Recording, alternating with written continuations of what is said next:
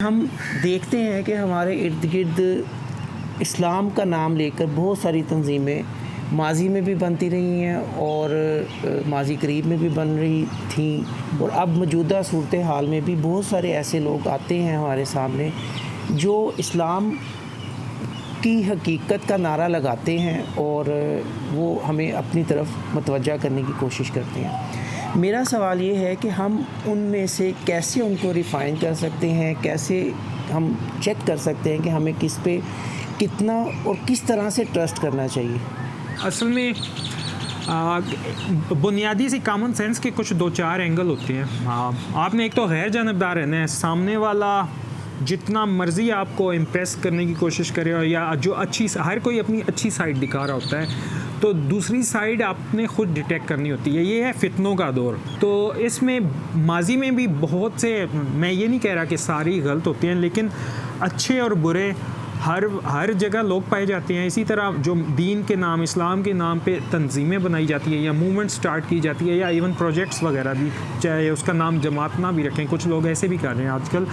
तो पहली चीज़ उस पर्सन के कॉल ऑफ फेल के तज़ाद को देखें। कॉल ऑफ फेल का तज़ाद बड़ा आराम से दिख जाएगा। उसके लिए आपको ये चाहिए होगा कि उसके करीब रहकर ऑब्ज़र्व करें सिर्फ।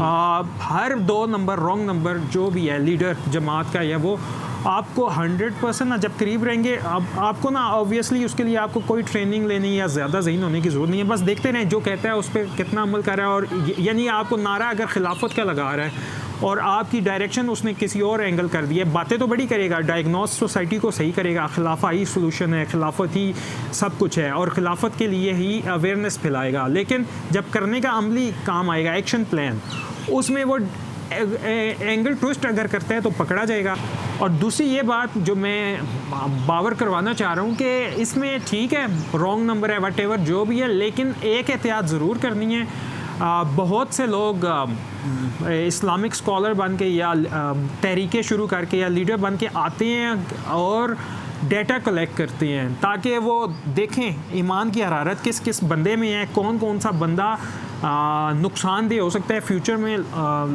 लॉन्ग टाइम में वो देख रहे होते हैं चीज़ें। फिर ये लोग डेटा एक कलेक्ट करता है, दूसरा कोई और ग्रुप होता है जो मुख्तलिफ़ तरीके से उसकी राह में रोड़े अटकाता है, यानी उसके करियर भी दाव पे लग जाते हैं उन जैसे लोगों के, यानी कि नेक नीयत और सच्चे जोश जज्बे वाले मुसलमानों की बात करूं जो इनको फॉलो कर रहे होते हैं या इनके मेंबर बन रहे होते हैं। उन्हें ये पता ही नहीं लगता कि उनका क्या क्या डाटा उनसे कलेक्ट किया जा रहा है इस्लाम के नाम पे। वो आस्ता आस्ता वो किसी और को प्रोजेक्ट जाता है, वो आस्ता आस्ता उनको ना मेन स्ट्रीम जो है जितने भी शोबा जाता है ज़िंदगी के अहम शोबे, अहम पोस्ट्स होती हैं, चाहे सरकारी जॉब्स हो या वैसे इदारे, उधर उनके रास्ते रुकते हैं। या और कोई जो इससे भी 10 स्टेप आगे ज़्यादा तकवे वाला हो तो ये लोग मरवा भी देते हैं। ये बड़े तरीके से होता है और बड़ी स्ट्रेटजी और प्लानिंग के साथ होता है। तो एक तो आपने बंदा सही चुनना है जिस पे आप ट्रस्ट कर सकें। उसके लिए 2-4 चीज़ें ज़हन में रख लें।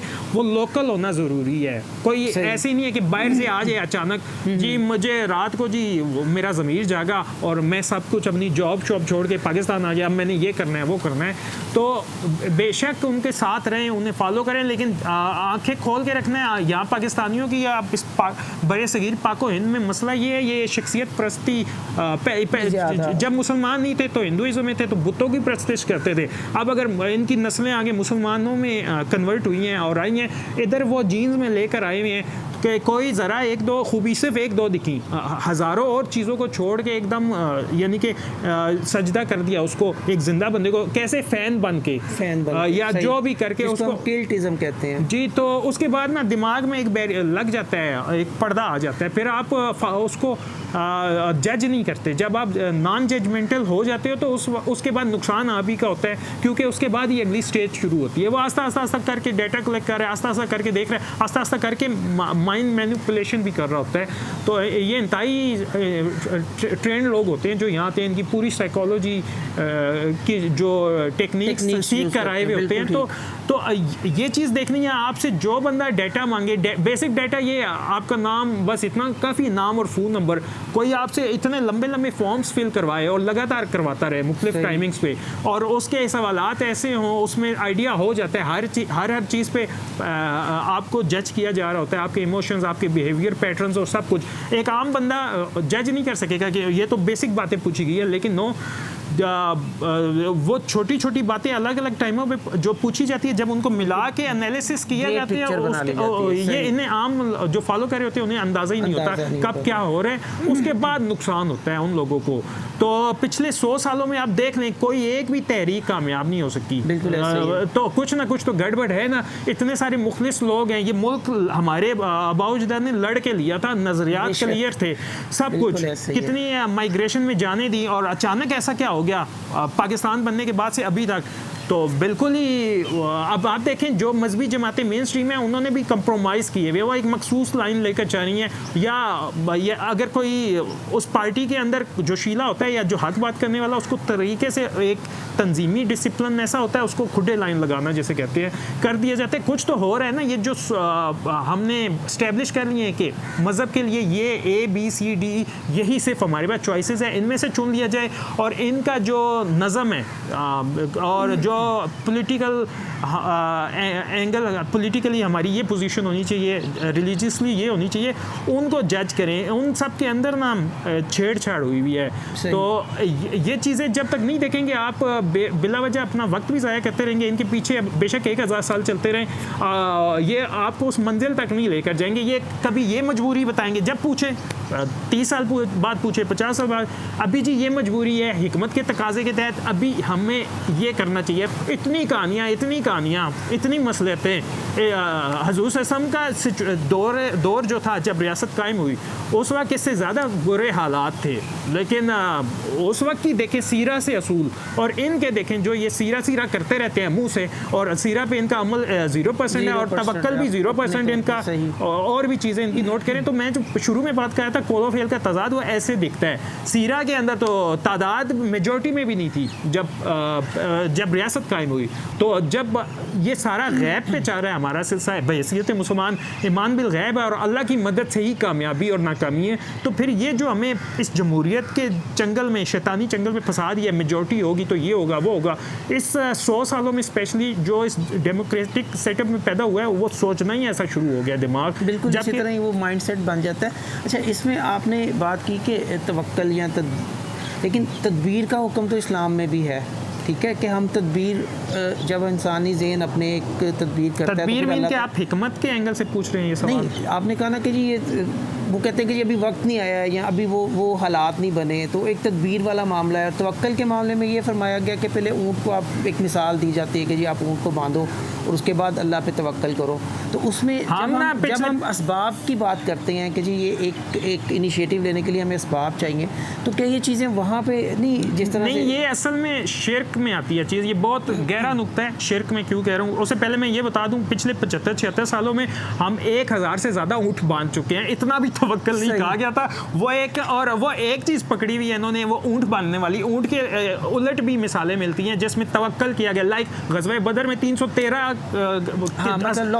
उनके पास असला था, कितनी थी चीज़ें ना होने के बराबर, उससे ज़्यादा शायद आपकी जेब में हो चीज़ें। तो ये असल अच्छे कॉन्सेप्ट्स को ना गलत मलत करके पेश करके अपना मकसद पूरा करना, यानी कि हम सब के अंदर जो ईमानी जज्बा है ना, उसको बिठाने के ये तरीके हैं। तभी मैं कह रहा हूँ, एक तो 75-76 सालों में हम कितने ऊँट बांधे।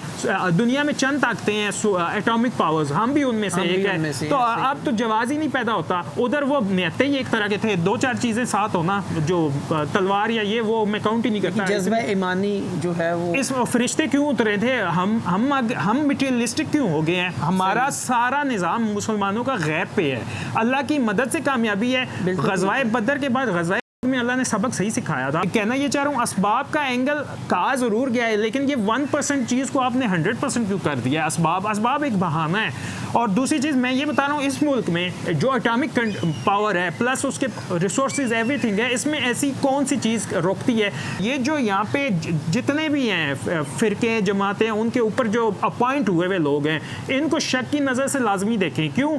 इन्होंने पूरी ज़िंदगियाँ गुजार दी हैं, इनका मक्की दौर ही नहीं ख़त्म हो रहा। हज़ूर सल्लल्लाहु अलैहि वसल्लम का मक्की दौर चलो दलील लेते हैं, 13 साल का था। अगले 10 सालों में रियासत कायम हुई और उसने जज़ीरतुल अरब में अमलन कायम करके दिखाया निज़ाम। यहाँ पे सिर्फ दावत और तबलीग पे हमने फोकस रखा हुआ है। तभी मैं कह रहा हूँ ना, कॉल ऑफ फेल के तजादात देखें, किस पे ट्रस्ट करना है, किस पे नहीं करना ट्रस्ट, ये सारा कुछ वो देख के होगा। हमारा ये होता है कि एक मीडिया पे कैंपेन चलती है किसी सो कॉल्ड को हीरो बनाने की, आंखें बंद करके उसके पीछे चल जाते हैं। कोई एक नारा लगाता है, अमलन उसके उलट ही कर रहा होता है। यानी कि इस्लाम का नारा लगा रहा है, अमलन सेकुलर स्टाइल है उसका, अमलन इंटरनेशनल ऑर्डर के अंदर है जो कि वेस्ट या तागूत का है। तो आप कैसे कायम कर सकते हो? हुज़ूर सल्लल्लाहु अलैहि वसल्लम ने तो उस दौर के सारे तागूतों को चैलेंज किया, ओपन किया और बड़ा वाज़िया किया जो भी था शिर्क। और मैं अभी जो शिर्क की बात कर रहा था वो ये थी, एक है तरफ है रब का एक निज़ाम है, वो कवानीन उसने कुरान के अंदर बताए हैं, ये आयात है, एकामी आयात कायम करो। अब हम अगर वो नहीं कर रहे,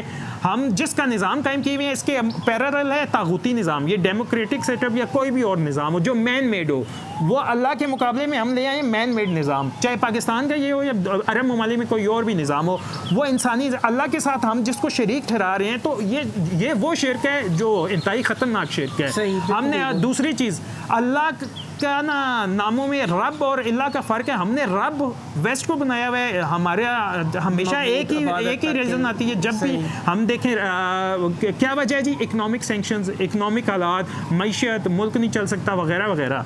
ये जो मईशत है, मुसलमान होती पहली चीज़ क्लियर हो जाती है हर किसी को, राज़िक अल्लाह है, रज़ाक अल्लाह है और रिस्क का अल्लाह के ज़िम्मे। ऊपर से हमारा तो कॉन्ट्रैक्ट ही अल्लाह से हुआ है, हमने यहाँ आके अल्लाह की इबादत करनी है। इबादत में सिर्फ वो नमाजी नहीं होती, ये निज़ाम कायम करना भी इबादत है, और जबकि रिस्क की परवाह नहीं करनी है। रिस्क का ताल्लुक अलग है, वो आसमानी चीज़ है। तो हमारी सारे बहाने, हीले बहाने, जब भी आप जिससे भी पूछें एक ही जवाब मिलेगा, इकोनॉमिक सैंक्शन लग जाएंगी, भूखे मर जाएंगे, ट्रेडिंग नहीं हो सकेगी, ब्ला ब्ला ब्ला। जबकि कुरान के अंदर मेरा निज़ाम कायम करो, नीचे से भी ऊपर से भी अता करूँगा। तो वो आयत किधर गई? हमने कुरान को ना एक तरह का ना लोकल बुक समझ के ना, एक किस्से कहानियों की किताब 1400 साल पहले में जो हुआ, वो हम इसको ना अमलन कायनाती किताब और क़यामत तक रहते हुए मसाइल का हल वाली किताब, और ख़ुद को एक होता है ना मर्द मोमिन, सिर्फ शेर व शायरी में तो बड़ा जगा देते हैं ईमान, लेकिन असल में जो रिक्वायरमेंट है, अल्लाह ने कहा ये करना है, अल्लाह ने ये कॉन्ट्रैक्ट जो हमसे किया 114 सूरतों का, उसमें ये और बनी इसराइल या वो उनसे खींच के हमें शर्फ दिया है, तो उसमें ये मुफ्त में नहीं मिल गया। परफॉर्म करना है, हमसे ज़्यादा चाहिए वो थे, उन्होंने परफॉर्म नहीं किया, अल्लाह ने फारिग किया, उन्हें हमें दिया। अब हमने ना किया तो कुरान में वो भी, तुम नहीं काम करोगे तो अल्लाह के लिए बदलना कोई मुश्किल काम नहीं है। बेशक ऐसे कुरान के अल्फाज हैं। अच्छा चलें, अब आज की आखिरी बात, हम अपने उसी सवाल की तरफ आते हैं कि बेसिकली हमें देखने में नज़र आता है कि दो तरह की तंजीमें पाई जाती हैं। एक तो हैं जो बिल्कुल इस्लाम का नाम मतलब मजहबी तंजीमें ही कहलाती हैं, ठीक है। वो बात इस तरह से करती हैं कि जी मज़हब जो है पहले आप अप्लाई करेंगे, बुनियादी जो उसके अराकीन हैं, उसके बाद आप आहिस्ता आहिस्ता आगे चलेंगे तो फिर आप एक वक्त पे आप इस काबिल हो जाएंगे कि आप तागूत से टक्कर ले सकें। और कुछ लोग, कुछ तंजीमें ऐसी हैं जो इस्लाम और मॉडर्न जो चीज़ें हैं उनको साथ लेके चलते हैं। वो बात तो इस्लाम की करते हैं लेकिन साथ मॉडर्नाइजेशन की और इस्लामिक माशरे में एक जिद्दत पसंदी की बात करते हैं। वो कहते हैं जी आप इस जिद्दत पसंदी के ज़रिए आप दुनिया का साथ दे सकेंगे, मगरबी दुनिया को, और आप उनको लीड कर सकेंगे आहिस्ता आहिस्ता। तो इनको थोड़ा सा कर दीजिए। असल में ये वो लोग हैं मुनाफिक ही मैं इन्हें कहूँगा, कुरान पे इनका कोई ईमान नहीं है। ये कुरान को, वही जो पहले मैं बात कर रहा था कि पुरानी किताब आउटडेटेड होगी है वगैरह वगैरह। जब हमारा ईमान है हुज़ूर सल्लल्लाहु अलैहि वसल्लम आखिरी नबी है, ताकि क़यामत आखिरी दिन सूर फूके जाने से पहले 1 सेकंड पहले जो बच्चा पैदा होगा वो भी, उसके भी सोल्यूशन हुज़ूर सल्लल्लाहु अलैहि वसल्लम दे के गए हैं। और साथ ये कुरान सारे मसाइल का हल देती है। उसके अंदर जो अहकामात आए हैं और जो सब कुछ उसमें ये चीज़ें वहाँ से निकाले ना, वहाँ तो वही असूल जो सीरा से साबित है 1400 तकरीबन 1450 साल पहले करके दिखाया गया, वो आफाकी असूल वैसे ही अब भी आज 2024 में भी अप्लाई होने हैं, और आज से आगे चले जाएं 5000 या जितनी भी क़यामत तक लाइफ है वही होने हैं, जब अल्लाह के तकवीनी निज़ाम के तहत चीज़ें होनी हैं और कामयाबी अल्लाह ने देनी है। ये एक मुसलमान का बेसिक अकीदा है। हमने सिर्फ कोशिश करनी है। तो इस पे जब ईमान ना होता है तो ये वाली इख्तराएं निकलती है। दूसरा ये इनमें से अक्सर यहूदों ने सारा से इम्प्रेस्ड होते हैं, उन्हें खुश करने के लिए उनसे ज़्यादा हारमनी और वो करते हैं, जबकि वह जिन तरीक़ों से चाह रहे हैं हम ले आएंगे, चलो जी ऐसे करके, जो ये मैं नाम नहीं लेता, वो सारों को पता ही आजकल कौन कर रहा है, जो इस जनरेशन के लोग हैं, तो उन्होंने कौन सा तीर मार लिया, कहाँ गया, उल्टा अगर वो इस्लाम के इस लेवल पे थे आगे ले जाने के बजाय पीछे डाउनग्रेड किया, पीछे किया है। यानी एक उनको खुश करने के लिए आस्ता आस्ता हर चीज़ ही सरेंडर कर दिया। ऐसी कौन सी चीज़ रह गई है जो उनके साथ रहने से तो अब ऐसे फील होता है अल्लाह मुर्दा अल्लाह का तस्वर, यानी अल्लाह था वो कायनात बना के फारिग हो गया, पीछे हो गया, अब हमारे हाथ में दुनिया, अब क़यामत को दोबारा जागेगा तो वो करेगा। यानी उनके मैं अपना नहीं कह रहा हूँ, उनका बता रहा हूँ, उनके ऐसे लोगों को फॉलो करने से आपका ईमान भी जाता है। सही, ठीक। और हाँ, हर किसी से दलील पूछे और कुरान से ही पूछे, और जिसने ये कह दिया कि ये अहकामात तो उस दौर के लिए थे, अभी नहीं इतलाक इनका, वो बंदा रॉन्ग नंबर है, 2 नंबर, उसको पकड़ लेना है आपने। बेशक ऐसे ही अंदर। बहुत शुक्रिया सीब आपका।